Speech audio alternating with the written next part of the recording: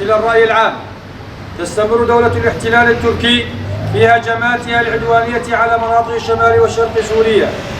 هذه الهجمات التي بدأتها تركيا بسبب تبني شعوب المنطقة لمشروع الأمة الديمقراطية، هذا المشروع الذي يصون حقوق كل فئات الشعب ويحقق الديمقراطية، حيث يعد هذا المشروع النواة الأساسية لحل الأزمة السورية.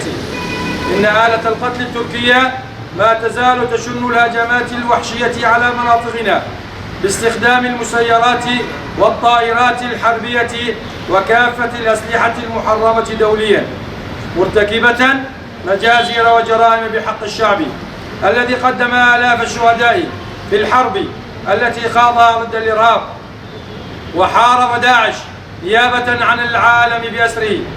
وإن هذه الهجمات شكلت خطرا على حياة الملايين من أهالي المنطقة والنازحين الذين لجأوا إلى الشمال وشرق سوريا نتيجة الأمن والاستقرار الذي تشهده.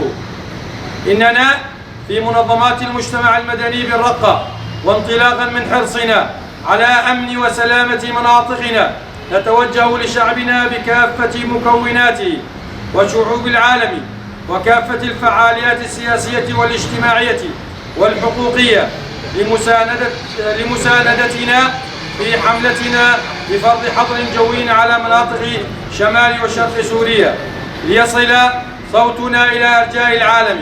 ونطالب الأمم المتحدة ومنظمات حقوق الإنسان وكافة الحقوقيين بالعالم المطالبة بحرية القائد عبد الله أوجلان وإخراجه من العزلة المفروضة عليه، كونه هو مؤسس فكرة الأمة الديمقراطية وأخوة الشعوب، والمطالبة بإخراجه فورا هو ومن معه من معتقلي الرأي في السجون التركية. فالرحمة للشهداء والشفاء للجرحى والحرية للمعتقلين، نعم لفرض حظر جوي على مناطق شمال وشرق سوريا.